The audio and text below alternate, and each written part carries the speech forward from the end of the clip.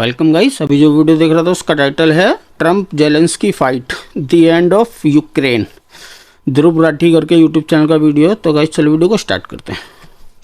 ऐसा झगड़ा मानो कोई रियलिटी टीवी शो चल रहा। We gave you through this stupid president. If you didn't have our military equipment, यहाँ पर सीधा सीधा आरोप लगाया जाता है कि डोनाल्ड ट्रंप एक रशियन एजेंट है, code name Krasno. Russian agent है डोनाल्ड ट्रंप है। एक रशियन एसेट के रूप में आइडेंटिफाई और अमेरिका का प्रेसिडेंट। इसके अलावा वो पैलेस्टीन में गाजा को खरीदने की बात करते हैं। यहाँ पर हफ्ता वसूली करी जा रही है कि सारा आधा पैसा हमें दे दो अगर हमसे प्रोटेक्शन चाहते हो तो। दूसरे देशों को धमकाओ, ब्लैकमेल करो, उनके रिसोर्सेज छीनने की बात करो या सीधे तौर पर उन्हें कॉलोनाइज या अमेरिका का ट्रंप यही कर रहा है फिलहाल में, यही कर रहा है। नमस्कार दोस्तों, 28 फरवरी 2025 व्हाइट हाउस में अमेरिकन प्रेसिडेंट डोनाल्ड ट्रंप और यूक्रेनियन प्रेसिडेंट वोलोडिमिर ज़ेलेंस्की के बीच मीटिंग चल रही थी। वहां यूएस के वाइस प्रेसिडेंट जेडी वैंस भी साइड में बैठे थे और साथ ही मौजूद था ढेर सारा मीडिया। सब कुछ कैमरे के जरिए लाइव ब्रॉडकास्ट किया जा रहा था। वहां पीछे व्हाइट हाउस के शेफ्स खाने के लिए प्लेट लगा रहे थे और इसी बीच यहाँ कुछ ऐसा होता है जो आज तक मॉडर्न डिप्लोमेटिक हिस्ट्री में कभी नहीं देखा गया है। you're gambling with World War III. You're gambling with World War III. ये मीटिंग एक झगड़े में बदल जाती है। ऐसा झगड़ा मानो कोई रियलिटी टीवी शो चल रहा। We gave you through this stupid president. If you didn't have our military equipment, this war would have been over in 2 weeks. ये मीटिंग अब इतिहास के पन्नों में रची जाएगी क्योंकि अब से ग्लोबल जियोपॉलिटिक्स और दुनिया का वर्ल्ड ऑर्डर बदलने वाला है। दुनिया के सबसे अमीर ओलिगार्क इलॉन मस्क कह रहे हैं कि अमेरिका को यूनाइटेड नेशंस और नेटो से विड्रॉ कर लेना चाहिए। वर्ल्ड हेल्थ ऑर्गेनाइजेशन और पेरिस क्लाइमेट एग्रीमेंट से यूएस से ऑलरेडी बाहर निकल चुका है। पुराने दुश्मन रशिया की तरफ नजदीकियां बढ़ा रहा है ट्रंप का अमेरिका। हालात इस कदर बिगड़ चुके हैं कि कुछ लोग तो सीधा आरोप लगा रहे हैं डोनाल्ड ट्रंप पुतिन का ही एक अंडरकवर एजेंट है। क्या असर पड़ने वाला है इस सब का पूरी दुनिया पर? आइए समझते हैं इस पूरे मसले को गहराई से आज के इस वीडियो में।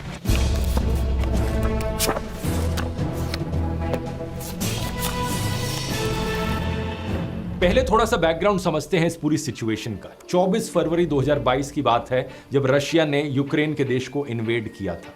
इसके बाद शुरू हुई थी रशिया यूक्रेन की वॉर। कुछ लोग इस वॉर शब्द को लेकर यहां पर एज्यूम करते हैं कि दोनों साइडों की तरफ से युद्ध किया गया हो किसी तीसरी चीज को लेकर, लेकिन ऐसा नहीं है। ये एक वन साइडेड इन्वेजन था।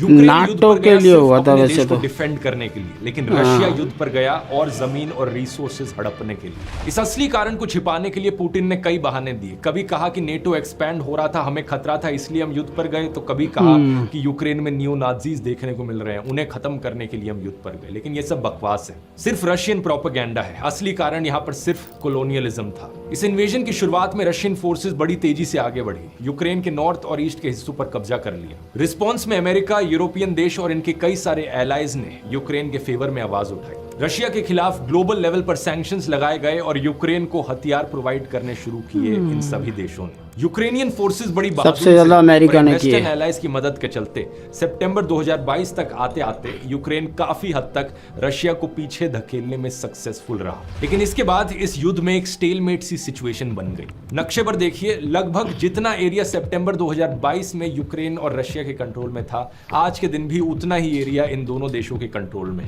पिछले 3 सालों से लड़ाई जारी है, दोनों साइडों पर लाखों लोग मर रहे हैं, लेकिन यूक्रेन अपने देश के बचे हुए हिस्से पर वापस कंट्रोल नहीं जमा पा रहा है और ना ही रशिया आगे यूक्रेन की बची हुई टेरिटरीज पर कब्जा जमा पा रहा है। इन 3 सालों से अमेरिका और यूरोपियन देशों की स्ट्रैटेजी यही रही है कि हम इस वॉर में इंटरफेयर नहीं करेंगे, अपने सोल्जर्स नहीं भेजेंगे, लेकिन यूक्रेन ताकि अपना देश डिफेंड कर पाए, हम उसके लिए यूक्रेन को हथियार प्रोवाइड करेंगे, पैसा देंगे और रशिया पर सैंक्शंस लगाएंगे। और यूक्रेन और वेस्टर्न एलाइज की पोजीशन भी यही रही है कि ये युद्ध तब तक नहीं रुकेगा जब तक यूक्रेन देश की अपनी सारी टेरिटरी उसे वापस नहीं मिल जाती जो वॉर से पहले उसकी थी। लेकिन 2024 में अमेरिका में इलेक्शंस होते हैं और डोनाल्ड ट्रंप पावर में आते हैं। It is now clear that we've achieved the most incredible political. Look what happened. Is this crazy? Trump ने अपनी इलेक्शन कैंपेनिंग में ही कहा था कि वो प्रेसिडेंट बनते ही एक दिन में रशिया यूक्रेन वॉर रोक देंगे। Since I pledged to swiftly end the war in Ukraine, so When I say end it, you can get that. I will have that settlement done within 24 hours. और अब वो किसी भी हालत में इस युद्ध को रोकना चाहते हैं। इसी चीज को लेकर ट्रंप और ज़ेलेंस्की के बीच में अभी ये मीटिंग हुई थी। यूक्रेन कहता है कि हमें कोई शौक नहीं है ये युद्ध लड़ने का, लेकिन हमें गारंटी चाहिए कि अगर अभी हम इस युद्ध को रोक देते हैं तो रशिया सीज फायर के बाद दोबारा से हमारे देश पर हमला नहीं करेगा। और इस चीज के लिए कुछ गारंटीज और सिक्योरिटीज अमेरिका को देनी चाहिए, लेकिन डोनाल्ड ट्रंप इस सवाल को इग्नोर करना चाहते हैं। ट्रंप दूसरी तरफ यूक्रेन से कहते हैं क्योंकि हम तुम्हें इतना सारा पैसा और इतने सारे हथियार प्रोवाइड कर रहे हैं, तुम अपने देश के सारे नेचुरल रिसोर्सेज का 50% रेवेन्यू हमारे देश को दे दो। मजाक नहीं कर रहा, एक्चुअली में डोनाल्ड ट्रंप ने यही प्लान प्रपोज किया है यूक्रेन को। वो चाहते हैं कि सारा oil, gas, contract, ports, infrastructure जो भी कुछ यूक्रेन के देश में है नेचुरल रिसोर्सेज में, उसका आधा हिस्सा अमेरिका को ये तो वैसी ही डील हो गई जैसी ईस्ट इंडिया कंपनी किया करती थी हमारे देश में। द टेलीग्राफ अखबार ने इस डील को यूक्रेन के इकोनॉमिक कॉलोनाइजेशन के रूप में डिस्क्राइब किया है। द इकोनॉमिस्ट मैगजीन ने तो ये तक कह दिया कि ट्रंप सीधा सीधा प्रोटेक्शन मनी मांग रहा है किसी माफिया की तरह। यहाँ पर हफ्ता वसूली करी जा रही है कि सारा पैसा हमें दे दो अगर हमसे प्रोटेक्शन चाहते हो तो। जाहिर सी बात है कोई भी समझदार पॉलिटिशियन अपने देश के आधे रिसोर्सेज इस तरीके से बिकने नहीं देगा। तो ज़ेलेंस्की ने भी इनिशियल एग्रीमेंट पर साइन करने से मना कर दिया। इन्होंने कहा कि मैं कोई ऐसी चीज साइन नहीं करूंगा जिसकी भरपाई यूक्रेनियंस की आने वाली 10 पीढ़ियों को करनी पड़े। रिस्पॉन्स में डोनाल्ड ट्रंप भड़क गए, पब्लिकली ज़ेलेंस्की को डिक्टेटर कहने लगे। Zelensky better move fast or he's not going to have a country left. Gotta move fast because social media पर पोस्ट करके कहने लगे बेटर मूव फास्ट या तुम्हारे पास कोई देश नहीं बचेगा। इसी के बाद ही था कि ज़ेलेंस्की व्हाइट हाउस जाते हैं डोनाल्ड ट्रंप के साथ मीटिंग करने के लिए और इस मिनरल्स डील पर और चर्चा करने के लिए। यही होती है 28 फरवरी की ये मीटिंग, सब कुछ कैमरा के सामने लाइव ब्रॉडकास्ट पर। शुरू के आधे घंटे तो मीटिंग ठीक ठाक चलती है, लेकिन फिर उसके बाद सिचुएशन बदलने लगती है। ज़ेलेंस्की कहते हैं कि पुतिन ने सीज फायर्स को 25 बार तोड़ा है, कैसे भरोसा किया जा सकता है उन पर। अगर आज हम युद्ध रोकते हैं तो कल कुछ सालों बाद वो फिर से हमारे देश पर हमला कर देंगे। Just ceasefire will not never work. Before my presidency from the 2014, Putin broken 25 times his own signature. 25 times he broke ceasefire. 25 बार तोड़ चुका ceasefire। वो बस कहते हैं लेकिन मेरे साथ पुतिन ने कोई भी एग्रीमेंट नहीं तोड़ा है। He never broke to me. He never broke. No, you won't. Side में बैठे वाइस प्रेसिडेंट जेडी वैंस ने कहा कि शांति का रास्ता डिप्लोमेसी के जरिए ही निकलेगा। The path to peace and the path to prosperity is maybe engaging in diplomacy. तो जवाब में ज़ेलेंस्की वो सारे इंसिडेंट्स गिनाने लगते हैं जब पुतिन और रशिया ने सीज फायर एग्रीमेंट्स को तोड़ा था। But during 2014, nobody stopped him. He just occupied and took. He killed people, you know? यहाँ पर एक हिस्टोरिकल फैक्ट पॉइंट आउट करना जरूरी है। यूक्रेन एक समय पर दोस्तों दुनिया की 3rd लार्जेस्ट न्यूक्लियर पावर होता था। इनके पास ढेर सारे न्यूक्लियर सारे उसको ही दे दिए उसने। 1994 में ये रशिया को देश बना अपने न्यूक्लियर हथियारों को वॉलंटरीली गिव अप करने वाला। इसी चीज को लेकर रशिया को दे दी थी उसने सारे। बुडापेस्ट मेमोरेंडम साइन किया गया था जिसमें रशिया, यूएसए और यूके ने साइन करके कहा कि यूक्रेन अपने हथियार गिव अप कर रहा है, लेकिन अगर कोई भी देश यूक्रेन के खिलाफ एग्रेशन करेगा तो ये तीनों देश यूक्रेन को प्रोटेक्ट करने आएंगे। ऑब्वियसली आज के दिन ये एग्रीमेंट किसी काम का नहीं रहा क्योंकि पुतिन ने खुद ही इन्वेजन कर दिया यूक्रेन और अब यूएसए भी पीछे हट रहा है उनकी मदद करने से। इसीलिए ज़ेलेंस्की ने वैंस से पूछा, आप किस तरह की डिप्लोमेसी की बात कर रहे हैं? What kind of diplomacy, JD, you are speaking about? What do you mean?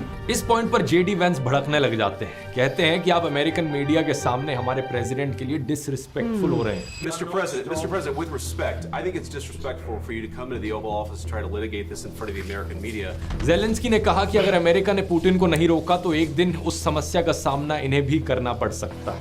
इस बात पर ट्रंप को भी गुस्सा आ जाता है। ट्रंप कहते हैं कि हमें मत बताओ क्या फील करना चाहिए, आपकी पोजीशन अच्छी नहीं है, आप लाखों लोगों की जिंदगियों के साथ जुआ खेल रहे हो और आप जो कह रहे हो वो इस देश के लिए बहुत डिसरिस्पेक्टफुल है। Don't tell us what we're going to feel. I'm not telling you. Because I'm you're in no answering all position these to questions. dictate that. That's exactly what you're doing. You're in no position to dictate what we're going to feel. अब बिल्कुल बच्चों की तरह JD Vance Zelensky से पूछने लगते हैं कि क्या आपने एक बार भी थैंक यू बोला? Have you said thank you once? एक बार भी थैंक यू बोला है, इतनी हेल्प की है उसने अमेरिका ने। 10 बार ज़ेलेंस्की थैंक यू बोल चुके थे। ट्रंप और वैंस सीधा धमकी देने पर उतर आते हैं। You don't have the cards right now. With us, you start having not playing cards. Right now, you don't. I'm very You're playing serious, cards. Mr. President. You're I'm playing very cards. serious. You're gambling I'm the with the president lives in of war. millions of people. You think- You're gambling with World War III. You're gambling with World War III. इसी meeting में वहां मौजूद एक reporter भी Trump से सवाल करते हैं, अगर रशिया सीज फायर तोड़ देगा तो क्या होगा। ट्रंप इस बात का भी उल्टा जवाब देने लग जाते हैं, बोलते हैं क्या अगर मगर, अगर तुम्हारे सिर पर बम गिर जाए तो क्या होगा। Asking what if Russia breaks the ceasefire?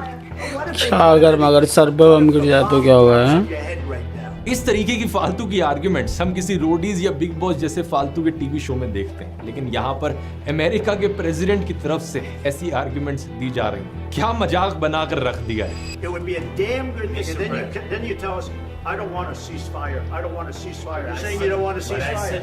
I want a ceasefire. जब जेलेंस्की फाइनली जवाब देने लगते हैं तो ट्रंप मीडिया वालों को बाहर भेज देते हैं। कुछ देर बाद जेलेंस्की को व्हाइट हाउस से जाने को बोल दिया जाता है। मिनरल डील को साइन नहीं किया जाता और दोनों प्रेसिडेंट्स के लिए शेफ्स ने जो खाना सजाया था वो सजा का सजा रह जाता है।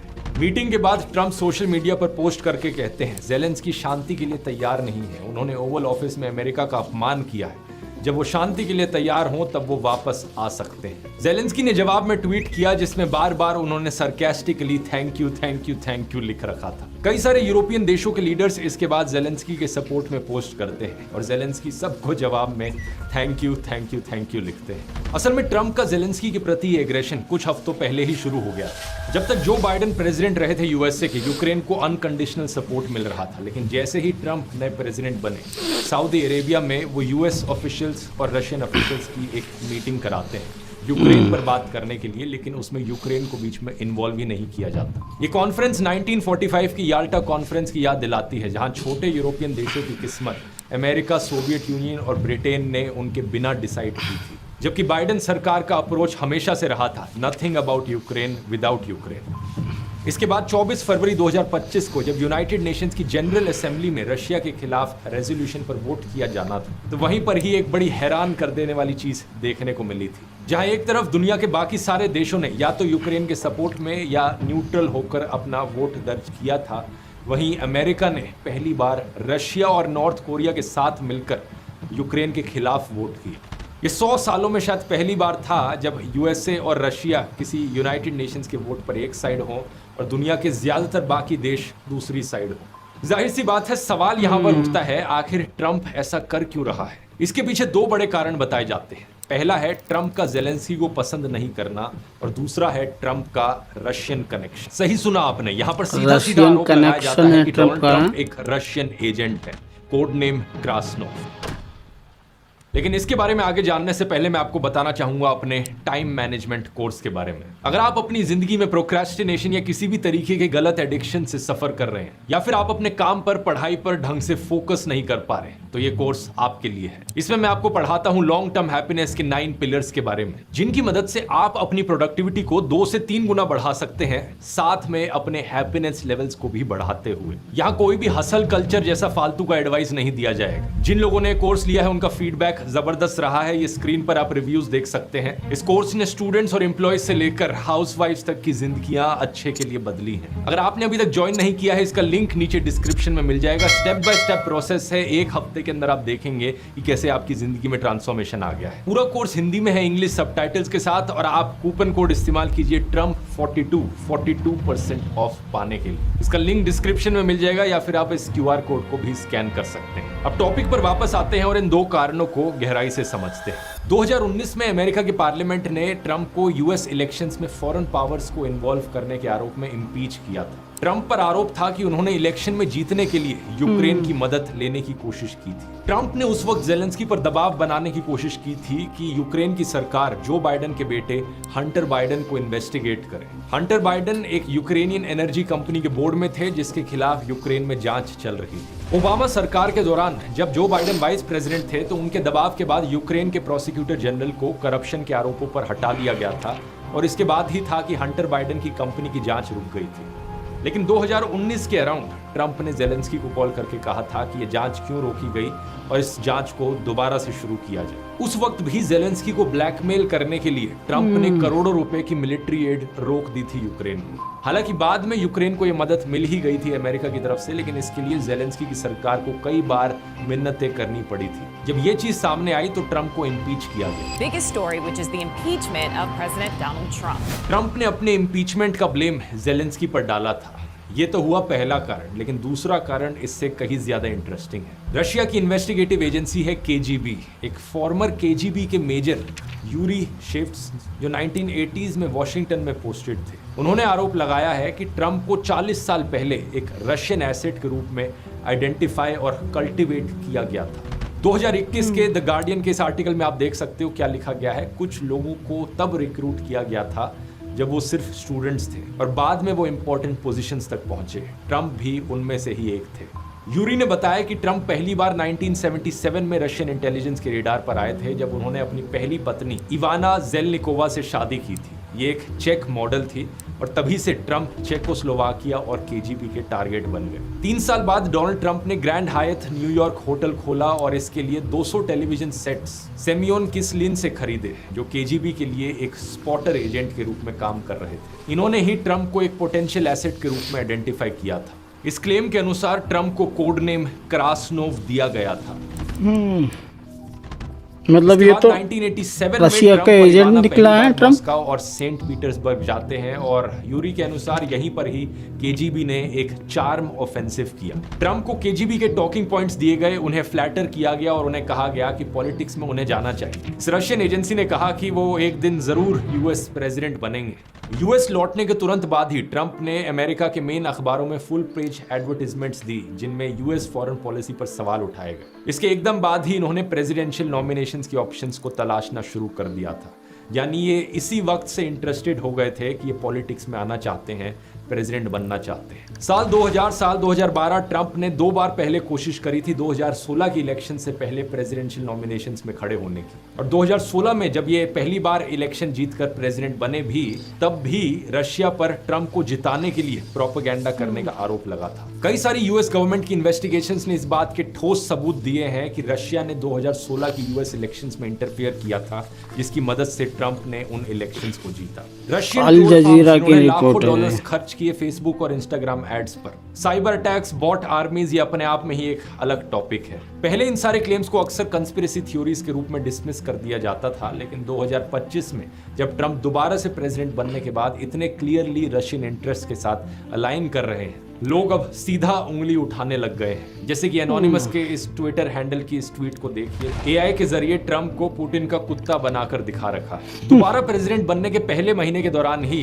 ट्रंप को 29 अलग अलग ओकेजन्स पर पुतिन के साथ साइड लेते हुए डॉक्यूमेंट किया गया। ये तो हुई अमेरिका की इंटरनल पॉलिटिक्स, लेकिन दिक्कत यह है कि बाकी दुनिया के देशों के लिए भी ट्रंप आज के दिन एक बड़ा खतरा बनते जा रहे हैं, और इसके पीछे कारण है नियो कॉलोनियलिज्म। जिस तरीके की एक्सप्लॉयटेटिव मिनरल्स डील यहाँ पर यूक्रेन को दी जा रही है, वैसी ही सोच ट्रंप ने दिखाई है दुनिया के बाकी देशों के प्रति भी। डोनाल्ड ट्रंप ने सीधे तौर पर दूसरे देशों पर कब्जा करने की बात करी है, कभी ग्रीनलैंड को खरीदने की बात करी जाती है, I also have a message tonight for the incredible people of Greenland. We need it really for international world security, and I think we're going to get it one way or the other. We're going to get it. है तो कभी Panama canal पर दोबारा American control बनाने की बात करी जाती है। ट्रंप ने बार बार कनाडा के देश को कॉलोनाइज करने पर भी मजाक बनाया है, ये कहते हुए कि ये अमेरिका की 51st स्टेट बन जाएगा। I said then Canada should be a 51st state. इसके अलावा वो पैलेस्टीन कुछ में भी गाजा को मतलब खरीदने की कहीं से बात भी। करते हैं। इजराइल पैलेस्टीन युद्ध का उनका सॉल्यूशन है कि 20 लाख पैलेस्टीनियंस को गाजा से हटा दो, उन्हें किसी और देश में बसा दो और गाजा में बनेंगे 5 स्टार होटल्स और लग्जरी गाड़ियां सड़कों पर घूमेंगी। I'm committed to buying and owning Gaza as a real estate development for the future. It would be a beautiful piece of land. Would the Palestinians no have the big right to money return? spent. No, they wouldn't. Trump ने अपने official Twitter account से ये भद्दा video भी share किया था, जिसमें Gaza के लिए अपना नया सपना दिखाते हैं। गाजा को रीनेम करके ट्रंप गाजा कर देते हैं और हर जगह इन्हीं के ही सोने के पुतले गाजा में दिख रहे हैं। रीनेमिंग की बात करी जाए तो यहाँ पर गल्फ ऑफ मेक्सिको को भी रीनेम कर दिया है ट्रंप ने गल्फ ऑफ अमेरिका में। जिस एरोगेंसी और ईगो से ये सरकार चला रहे हैं, एनालिस्ट ने इसे बुलिंग डिप्लोमेसी का नाम दिया है। दूसरे देशों को धमकाओ, ब्लैकमेल करो, उनके रिसोर्सेज छीनने की बात करो, या सीधे तौर पर उन्हें कॉलोनाइज या इन्वेड करने की बात करो। ऐसा अप्रोच कमजोर देशों के खिलाफ शॉर्ट टर्म विक्ट्रीज तो दिला सकता है, लेकिन अमेरिका इसमें अपनी खुद के फेलियर के ही बीज बो रहा है। फॉरेन पॉलिसी मैगजीन के article the bad economics of bullying के हिसाब से बुली करने का ये जो अप्रोच है, अमेरिका के खुद के लिए नुकसानदायक है, क्योंकि बुली करने वाले जिनको बुली करते हैं उनको अपने से दूर धकेल देते हैं। ट्रंप आज के दिन सारे अमेरिका के पुराने एलाइज के प्रति इसी तरीके से बिहेव कर रहे हैं। कभी यूरोपियन देशों पर टैरिफ्स लगाने की बात करी जाती है तो कभी इंडिया पर। भाई इंडिया पे तो लगा दिया ऑलरेडी, 100% टैक्स लगा दिया इसने, 100% टैक्स। हर छोटी चीज पर दूसरे देशों को धमकाना और ब्लैकमेल करना यहाँ पर चल रहा है। अगर कोई देश नहीं मानता तो उन पर टैरिफ्स लगाने की बात करी जा रही है। लॉन्ग टर्म नुकसान इससे यूएसए को क्या होना है, ये चीज आप बड़े क्लियरली देख सकते हो। बाकी सारे देश जब देखेंगे कि यूएसए उनको इस तरीके से ट्रीट कर रहा है तो उन सब के बीच में यूनिटी देखने को मिलेगी। ऑलरेडी ज़ेलेंस्की की इस घटना के बाद European union, France, Germany, UK, Ireland, Canada, Norway, Denmark, Sweden, Finland, Netherlands, Poland, Spain, Italy और बहुत से देश साथ में आते हुए दिख रहे हैं। यूरोप में एक नया कंसेंसस बन रहा है कि यूरोप अब यूएसए पर डिपेंड नहीं कर सकता। अमेरिकन कंपनियों को बॉयकॉट रहना भी नहीं चाहिए भाई।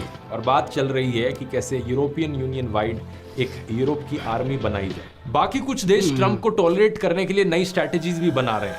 एक स्ट्रैटेजी है स्ट्रैटेजिक इवेजन, यानी कि प्रिटेंड करना कि हमने ट्रंप की बात मान ली है लेकिन एक्चुअली में उस बात को टालते रहो। वर्ल्ड वॉर 2 के बाद जहां अमेरिका एक सुपर पावर बन के उभरा था, दुनिया में अलग अलग इंस्टीट्यूशंस, यूनाइटेड नेशन से लेकर वर्ल्ड हेल्थ ऑर्गेनाइजेशन जैसों की स्थापना करी, एक लीडिंग रोल निभाया अमेरिका ने।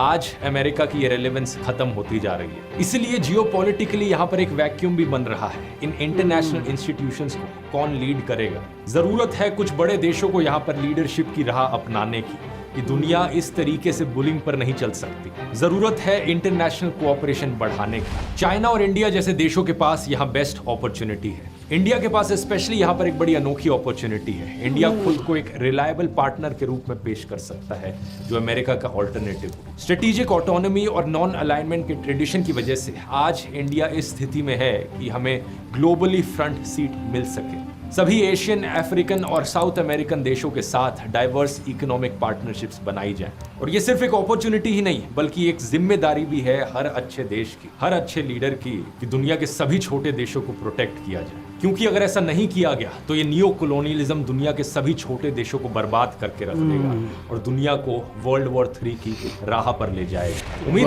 करता हूं टाइम मैनेजमेंट कोर्स का लिंक नीचे डिस्क्रिप्शन में मिल जाएगा। और यहाँ अगर आप जानना चाहते हैं कि वर्ल्ड वॉर 2 के बाद अमेरिका इतनी बड़ी सुपर पावर कैसे बना, उसके पीछे क्या कारण थे, तो उसे मैंने एक्सप्लेन किया है इस वाले वीडियो में, यहाँ क्लिक करके देख सकते हैं। बहुत बहुत धन्यवाद। सो गाइस, मतलब ये यूक्रेन नाटो के साथ ज्वाइन होना चाह रहा था ये, और वहाँ पर क्या बोलते हैं रशिया के इतने पास तक नाटो पहुँच जाती, इस वजह से उसने मना किया रशिया ने, नहीं जाएगा नाटो में, लेकिन ये नाटो में जाने के लिए बोल रहा था। इस वजह से इनकी आपस में हो गई। स्टार्टिंग तो ऐसे ही हुई थी और पता नहीं, वैसे अगर यूक्रेन की अगर ये हेल्प नहीं करते ना ये अमेरिका और ये, तो इतना टाइम तक नहीं टिक पाता यूक्रेन। शायद वो महीने भर में ही पूरा यूक्रेन पर कब्जा कर लेता। भाई बहुत कम है उसका, रशिया कहाँ है और यूक्रेन कहाँ उसके सामने। जबकि बताओ इसने यूक्रेन के पास कितने सारे आइटम बम थे, वो सब दे दिए पहले ही, बहुत पहले ही दे दिए 1970 या 80 में, और रशिया को ही दे दिए कि हमें इसकी ज़रूरत नहीं है, बस कभी वॉर हो तो आप हमारी हेल्प कर देना। अब उल्टा वो उससे ही वॉर लड़ रहा है, उससे ही हो रही है लड़ाई भी, जो भी है। तो गाइस यही था वीडियो। ओरिजिनल वीडियो का लिंक डिस्क्रिप्शन से ले लेना।